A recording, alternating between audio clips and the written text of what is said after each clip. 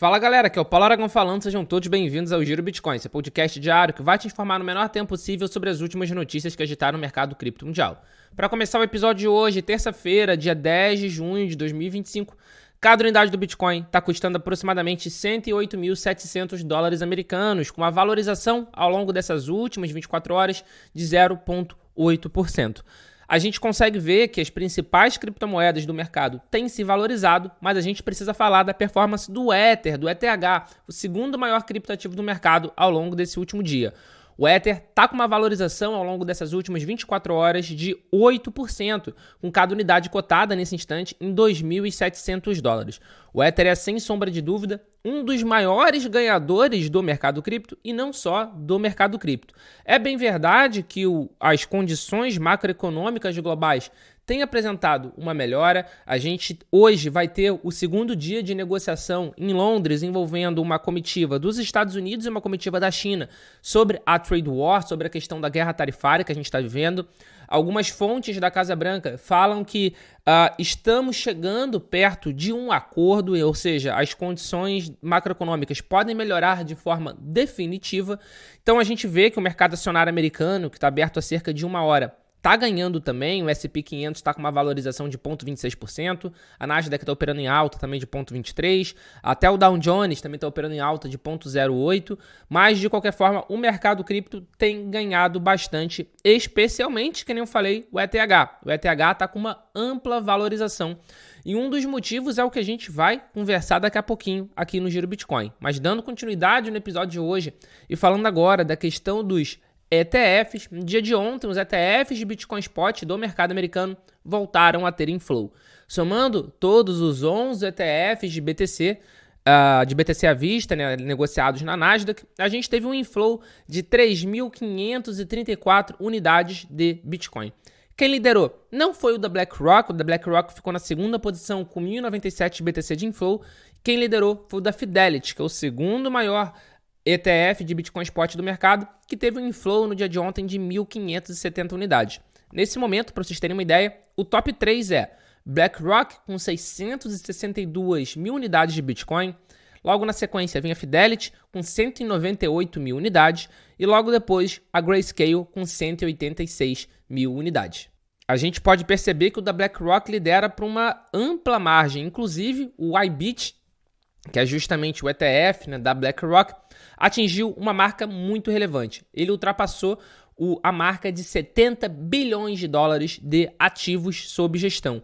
E, inclusive, isso faz com que ele seja o ETF mais rápido da história a atingir essa marca. Foram apenas 341 dias. Ou seja, a gente vê que diversos outros ETFs conseguiram atingir essa marca também em algum momento, mas geralmente o mais rápido era 1.691 dias, depois a gente tinha um com 1.701, depois outro com 1.773 e depois com 2.063 dias. O IBIT, apenas 341.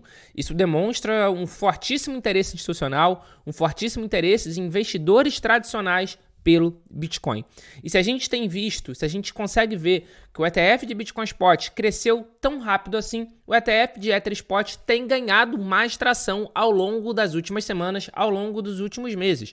Já são mais de 15 dias consecutivos de inflow e o dia de ontem foi mais um dia positivo. A gente teve uma entrada de 21,10 unidades de ETH, o que em dólar americano dá 52 milhões de dólares. Isso demonstra aumento de interesse institucional, aumento de interesse dos investidores tradicionais e não só isso. O Ether, sem sombra de dúvida, está num momento bastante positivo. No mês de maio, ele valorizou mais do que o Bitcoin, ele se valorizou perante o Bitcoin e nesse mês de junho, ele também já está conseguindo ficar na frente do Bitcoin em valorização. E se a gente olhar toda a quantidade de ETH, toda a quantidade de Ether que está em staking, ou seja, que está travado na mineração da rede, já ultrapassa 30% de todo o fornecimento circulante. Isso, sem sombra de dúvida, é muito importante para a rede ETH de uma forma geral, porque isso ajuda na valorização.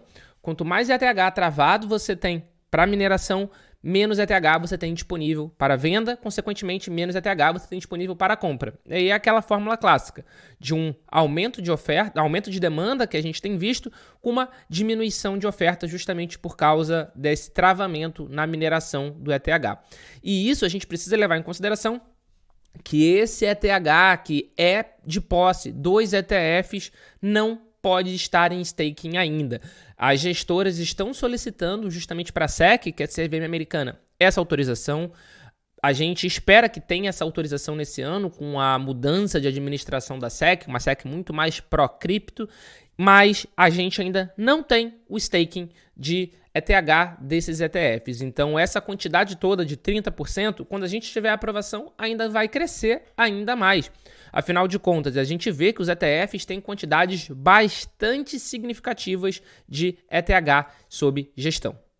Dando continuidade ao episódio do Giro Bitcoin, agora a gente vai conversar sobre um vizinho nosso aqui na América do Sul, a gente vai conversar sobre o Paraguai. No dia de ontem, dia 9 de junho, começou a circular na imprensa, especializada e não especializada, que o Paraguai tinha adotado o Bitcoin como moeda. E que além dessa adoção do Bitcoin como moeda, o Paraguai tinha criado uma reserva estratégica nacional de BTC e já adquirido 5 milhões de dólares em Bitcoin. E isso tinha sido. E essas publicações foram todas respaldadas por um post no Twitter do presidente do Paraguai, o Santiago Peña, fazendo justamente esse anúncio. O que era algo muito estranho. Afinal de contas, não tinha nenhum projeto de lei em tramitação no legislativo que versava sobre isso, não tinha nenhuma votação prevista sobre isso, e de repente veio um decreto presidencial justamente com essa criação. E o que parecia estranho, de fato, poucos minutos depois, se concretizou estranho. Se tratava de uma invasão hacker, a conta do presidente foi comprometida, foi invadida, e o invasor fez essa publicação, inclusive tinha colocado o endereço de carteira ali, e poucos minutos depois dessa postagem, o gabinete da presidência paraguaia fez uma outra publicação no Twitter, pedindo que todo mundo desconsiderasse qualquer conteúdo publicado recentemente que não tivesse uma confirmação oficial, ou seja, não acreditar somente nas publicações do Twitter feito pelo presidente do Paraguai, porque a conta havia sido comprometida. Vale ressaltar que esse ataque hacker, essa atividade hacker, aconteceu justamente em um momento em que alguns países da América Central e do Sul estão considerando seguir o exemplo de El Salvador e adotar o Bitcoin pelo menos como um ativo de reserva. Vale ressaltar que El Salvador foi o primeiro país do mundo a reconhecer o Bitcoin como moeda de curso legal, lá em 2021, embora hoje em dia esse status tenha sido retirado e ali se encontre em uma certa zona cinzenta, após um anúncio de acordo entre El Salvador e FMI. Eu digo zona cinzenta porque o FMI pressionou El Salvador para, por exemplo, parar de comprar Bitcoin, para retirar o status de legal tender do BTC, e El Salvador, de fato, retirou a obrigação de todas as pessoas, de todos os comércios de aceitarem BTC, mas continuam fazendo a sua compra de 1 BTC por dia. Eles continuam comprando 1 Bitcoin por dia para sua tesouraria, algo que o FMI está pressionando para El Salvador parar. Então, nesse momento, ele está numa certa zona cinzenta, mas diversos países da América Central e da América do Sul estão começando a considerar o tal BTC como reserva estratégica. Porque, na minha opinião, é uma questão de tempo, até a gente ver essa corrida de países aqui, latino-americanos especialmente. A gente já viu os Estados Unidos adotando, os Estados Unidos está fazendo com que diversos outros países comecem a estudar sobre o tema. Paquistão recentemente anunciou também a criação de uma reserva estratégica nacional. A gente tem Butão minerando, a gente tem El Salvador comprando. Fontes dizem que a China também já está comprando. Enfim, questão de tempo até a gente ver essa corrida em escala global. Maior país do mundo comprando, maior potência econômica do mundo comprando, nenhum outro país vai querer ficar para trás. E se você chegou até agora aqui no episódio, meu muito obrigado. Tá vendo a gente pelo YouTube? Dá o seu like, se inscreve no canal, ativa o sininho de notificação para sempre ser avisado quando a gente publicar um novo episódio. E se está escutando a gente por algum streaming, faz a mesma coisa, passa a seguir o podcast, porque assim que a gente publicar qualquer novo episódio, você vai ser avisado no seu celular ou no seu dispositivo de preferência. E passa a seguir a gente também, dá 5 estrelinhas, que isso ajuda muito a continuidade do nosso trabalho. Muito obrigado pela sua companhia e a gente já tem um encontro marcado aqui no nosso episódio de amanhã. Valeu!